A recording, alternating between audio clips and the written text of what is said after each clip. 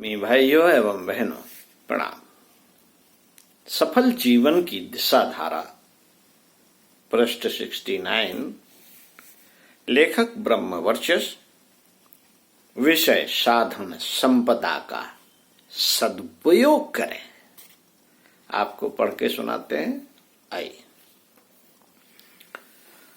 मित्रों, साधनों की कहीं कमी नहीं।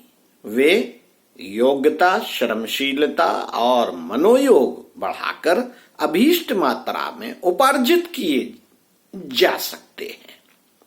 ईमानदारी से कमाने और सदप्रयोजनों में ही उन्हें प्रयुक्त करने वाले धन को सार्थक बनाते हैं।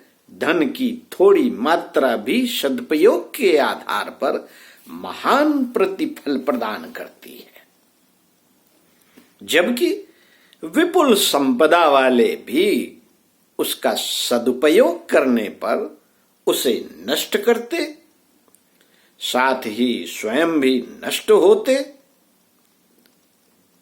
छेद होने पर नौका पानी में डूब जाती है। यह एक स्मरणीय तथ्य है कि योग्यता, श्रम और मनोयोग के संयोग से ही साधन बनते हैं, बढ़ते हैं। धन सार्थक बनता है नेकी से कमाने और भलाई में खर्च करने से, घातक बनता है दुरुपयोग से। छोटी सी छिद्रहीन नौका पार कर देगी और बड़ी से बड़ी छेद वाली होगी तो डुबो देगी। साधन कमाना मनुष्य के हाथ में है।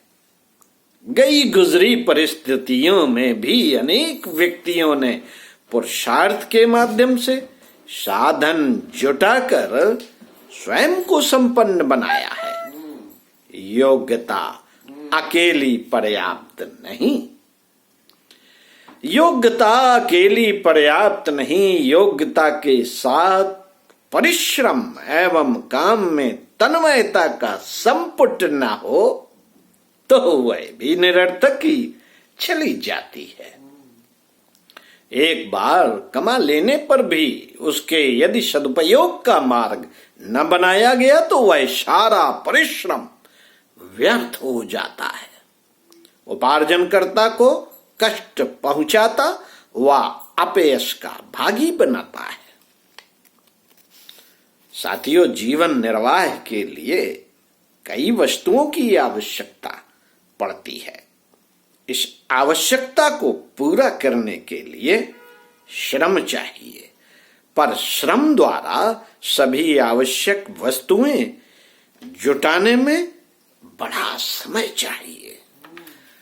इसलिए यह व्यवस्था की गई कि श्रम का मूल्य धन के रूप में प्राप्त कर लिया जाए और उस धन से अपनी विभिन्न आवश्यकताएं पूरी होती रहे।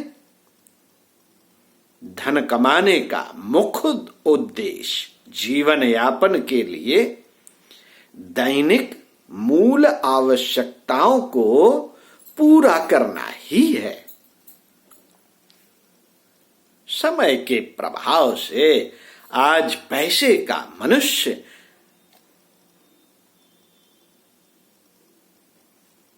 समय के प्रभाव से आज पैसे का मनुष्य जीवन में महत्वपूर्ण स्थान है। मनुष्य की लघुता, महानता अब पैसे के कमाने से नापी जाने लगी है। पैसे के द्वारा सब सुख सामग्रियां, सब प्रकार की योग्यता और शक्तियां खरीद ली जाती हैं। आज जो अनुचित अत्यधिक महत्व पैसे को प्राप्त है, उसकी ओर ध्यान न दिया जाए तो भी इतना तो मानना ही पड़ेगा कि पैसे की आवश्यकता हर एक को है। भोजन, वस्त्र एवं मकान की जरूरत पड़ती है। अतिथि सत्कार, परिवार का भरण पोषण, बच्चों की शिक्षा, विवाह, चिकित्सा, दुर्घटना, अकाल, आपत्ति आदि के लिए थोड़ा बहुत पैसा हर परिवार के पास रहना आवश्यक है। यूं तो जीवन की आवश्यकताएं कितनी हैं, इसकी कोई सीमा या कसौटी नहीं है। मनुष्य की कुछ आवश्यकताएं अनिवार्य होती हैं, कुछ साधारण और कुछ बहुत ही आवश्यक। अपनी आर्थिक स्थिति को देखकर ऐसी व्यवस्था बनानी चाहिए कि अनिवार्य आवश्यकताओं की पूर्ति पहले हो और फिर दूसरी आवश्यकताएं पूरी हो। मित्रों, बहुत से लोग धन की उपयोगिता झूठी शान शौकत, दिखावा, फैशन परस्ती एवं दुर्व्यसनों की पूर्ति में ही समझते हैं। ऐसा करना उनके लिए तो हानिकारक है ही, समाज के लिए भी हानिकारक होता है। क्यों? क्योंकि गरीब लोग जिनके पास अनिवार्य आवश्यकताओं को पूरा करने के लिए धन नहीं होता, वे ऐसे शान शौकत, दिखावे और फैशन परस्ती को बड़प्पन समझते हैं और पर्याप्त साधन न होने पर दूसरों से ईर्ष्या रखते हैं। अपव्यय के कारण बर्बाद हुए समृद्ध परिवारों के भी अनेक उदाहरण देखने को मिलते हैं। अपव्यय का एकमात्र कारण हमारी अदूरदर्शिता है। धन को हमने झूठी शान शौकत की पूर्ति का साधन मान लिया है। जो कुछ मनुष्य का थोथापन, जो केवल मनुष्य का थोथापन ही है। अच्छा तो यह है कि अपने पास इतना पैसा हो कि आवश्यकता पूर्ति के बाद कुछ बचे तो आड़े वक्त काम आए या किसी और कार्य में लगाया जा सके। गांधी जी ने रेल में सफर कर रही एक स्त्री से कहा, बहन, अच्छे कपड़े नहीं पहन सकती तो कम से कम इन्हें साफ तो कर लिया करो। स्त्री बोली, क्या करूं बापू, धोती एक ही है, इसी को आधी धोकर निचोड़ लेती हूं, फिर स्नान करके आधी सुखा लेती हूं। आप बताइए इसे कैसे धोऊं कैसे? गांधी जी की आंखों में आंसू आ गए। वे बोले, जिस देश में इतनी निर्धनता हो वहां फैशन परस्ती नहीं चल सकती। यह कहकर उन्होंने आधी धोती पहनकर कंबल ओढ़ने की प्रतिज्ञा की और मरते दम तक उसी सरलता से जीवन बिताया।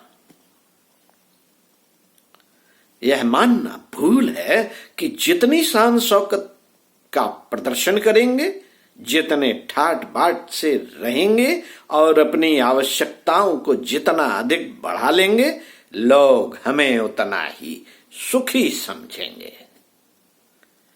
लोग भले ही समझने लगे कि आप सुखी हैं, पर इन व्यर्थ की आवश्यकताओं को बढ़ा लेने से जो आर्थिक परेशानियां खड़ी हो जाती हैं, वे हमें बड़ी बुरी तरह दुखी और संतृष्ट करके रख देती हैं। ये कृत्रिम आवश्यकताएं ऐसा दुर्गुण है जिससे मनुष्य अपने पैरों पर अपने आप कुल्हाड़ी मारता है। इससे आर्थिक कठिनाइयां तो आती ही हैं, साथ ही व्यक्तिगत और परिवार की उन्नति में भी बाधा पड़ती है। ओम शांति। आगे बताएंगे।